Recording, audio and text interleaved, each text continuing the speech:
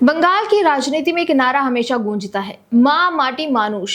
लेकिन आज जब हम इस माँ यानी महिला शक्ति और उसके इर्द गिर्द बुने गए राजनीतिक विमर्श को करीब से देखते हैं तो एक बहुत ही भयानक और कड़वी सच्चाई सामने आती है।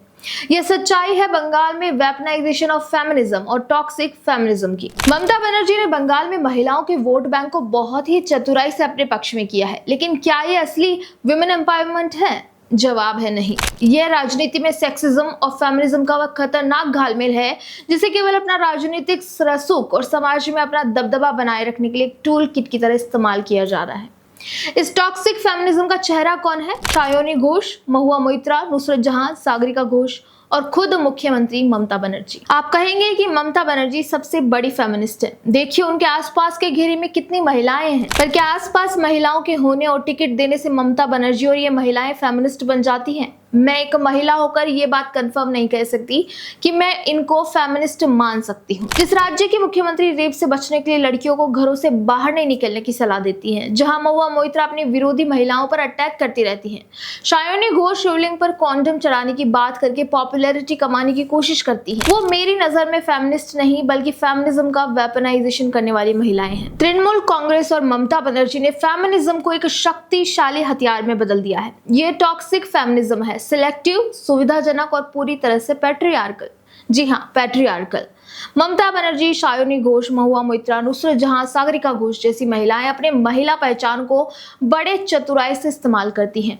वे समाज में अपना क्लाउड बनाने के लिए महिलाओं का इस्तेमाल करती हैं, लेकिन असल में ये फेमिनिज्म नहीं बल्कि एक पैट्रियार्की का नया चेहरा है, जहां सत्ता और परिवारवाद ही सबसे ऊपर है। देखिए, सबसे पहले बात तो टीएमसी सुप्रीमो ममता बनर्जी की ही कर लेते हैं। उन्होंने बंगाल की महिलाओं को कैसे इस्तेमाल किया? उन्होंने लक्ष्मी भंडार जैसी योजनाओं के जरिए महिलाओं को मासिक भत्ता देकर वोट बैंक बनाया, लेकिन राज्य में महिला की सुरक्षा की हालत देखिए। संदेश खाली में टीएमसी नेताओं पर महिलाओं के यौन शोषण और जमीन हड़पने के आरोप लगे, फिर भी ममता बनर्जी ने इसे फेक न्यूज बताकर खारिज कर दिया और दावा किया कि बंगाल महिलाओं के लिए सबसे सुरक्षित राज्य है। आरजीकर बलात्कार हत्याकांड में डॉक्टर की मां रत्ना देबनाथ को न्याय नहीं मिला। उल्टा जब वे पानीहाटी सीट से चुनाव लड़ने आई तो टीएमसी गुंडों ने उन्हें धमकाया और परेशान किया। ममता बनर्जी पानीहाटी नहीं गई क्योंकि वहां उन्हें उस मां के सवालों का सामना करना पड़ता कि आपने मेरी बेटी को अकेला क्यों छोड़ दिया, न्याय क्यों नहीं दिलाया। ये सबसे बड़ा सबूत है कि उनका फेमिनिज्म कितना खोखला है। असल में उन्होंने महिलाओं को राजनीतिक हथियार बनाया है, कभी वोट के लिए, कभी विरोध को दबाने के लिए। शायोनी घोष, महुआ मोइत्रा और सागरिका घोष जैसी नेता भी इसी टेम्पलेट पर चलती हैं। सागरिका घोष, जिनके पिता भास्कर घोष पूर्व आईएएस अधिकारी थे और दूरदर्शन के डायरेक्टर जनरल थे, टीएमसी में मुख्य रूप से परिवारवादी कनेक्शन के कारण आई हैं। वे ममता की महिलाओं की दोस्त की छवि को बढ़ावा देती है, लेकिन जब भाजपा की महिलाएं जैसे लौकिक चटर्जी या रूपा गांगुली सक्रिय होती हैं तो चुप्पी साध लेती हैं या आलोचना करती हैं। Mahua Moitra cash for query मामले में फंसी तो महिला कार्ड खेला, लेकिन खुद दूसरी महिलाओं के कपड़ों, बोलने के तरीके या राय पर हमला करने से बाज नहीं आती। नुसरत जहां और शायोनी घोष भी टीएमसी की महिला विंग का हिस्सा रहते हुए विपक्षी महिलाओं पर हमले में शामिल दिखती हैं। ये नेता अपने बयानों और विवादों में टॉक्सिक फेमिनिज्म की मिसाल है, जहां फेमिनिज्म सिर्फ सत्ता हासिल करने या बचाव का औजार है, न कि सच्ची समानता का। इनकी टॉक्सिटी सबसे ज्यादा दिखती है जब वे अन्य महिलाओं पर हमला करती है। भाजपा के लौकिक चटर्जी पर टीएमसी समर्थकों ने बार बार हमले किए। एक बार तो उनके वाहन पर भी हमला हुआ, दूसरी बार संदेश खाली जाने पर उन्हें हिरासत में ले लिया गया। रूपा गांगुली, जो पहले वामपंथी विचारधारा से जुड़ी रही और बाद में भाजपा में आई, उन्हें टीएमसी ने फ्लॉप एक्ट्रेस या अन्य अपमानजनक शब्दों से टारगेट किया। रूपा गांगुली ने बंगाल में महिलाओं की सुरक्षा और टीएमसी के गुंडा राज पर सवाल उठाए तो उन्हें चुप कराने की कोशिश हुई। ये नेता भाजपा की शक्तिशाली महिलाओं से डरती हैं, खासकर स्मृति ईरानी से। ममता बनर्जी और उनकी पार्टी स्मृति ईरानी से विशेष तौर पर घबराती हैं।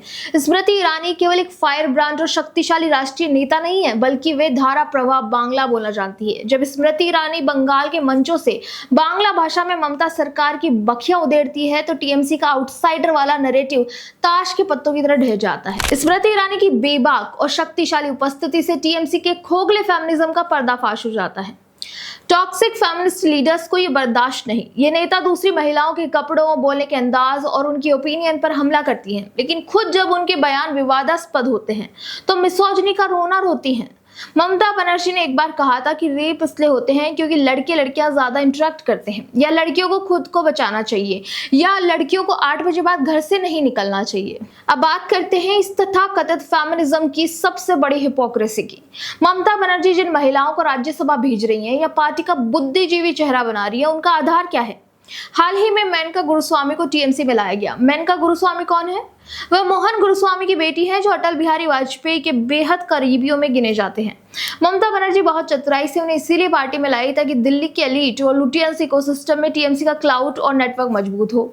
इसी तरह सागरिका घोष को राज्यसभा भेजा गया। सागरिका घोष का बंगाल की सड़कों और माटी से क्या नाता है? वे आज सिर्फ इसलिए वहां है क्योंकि उनके पिता भास्कर घोष एक बेहद प्रभावशाली नौकरशाह रहे हैं और उनकी अपनी एक एलिट बैकग्राउंड है।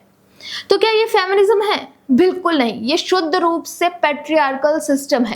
ये पैट्रियार्की का नया रूप है जहां महिलाओं को उनके जमीनी संघर्ष के आधार पर नहीं बल्कि उनके प्रभावशाली पिताओं की विरासत और उनके एलिट सरनेम के आधार पर सत्ता बांटी जा रही है। ये परिवारवाद और पितृसत्ता का ही एक्सटेंशन है जिसे फेमिनिज्म के फैंसी रैपर में लपेट कर बेचा जा रहा है। और इस पूरे पितृसत्तात्मक और खोखले ढांचे का सबसे बड़ा, सबसे दर्दनाक सबूत है पानीहाटी। टीएमसी की तमाम फायर ब्रांड महिला नेता, दिल्ली के टीवी स्टूडियो में फेमिनिज्म पर चीखने वाली सांसद और खुद दीदी कहने वाली ममता बनर्जी, ये लोग आज तक पानीहाटी क्यों नहीं गए? इसका जवाब बहुत सीधा और चुभने वाला है। वे इसलिए नहीं गई क्योंकि वहां जाने पर उन्हें सवालों का सामना करना पड़ेगा। उन्हें जवाब देना होगा कि अगर सत्ता के नशे में चूर इस सरकार ने एक बेबस माँ को अपनी बेटी के न्याय के लिए लड़ने के लिए अकेला कैसे छोड़ दिया। जब एक माँ खून के आंसू रोते हुए सिस्टम से अपनी बच्ची के लिए इंसाफ मांग रही थी, तब टीएमसी का ये सारा फेमिनिज्म कहां सो रहा था? सच्चाई यह है कि बंगाल में फेमिनिज्म महिलाओं को सशक्त करने का अभियान नहीं है।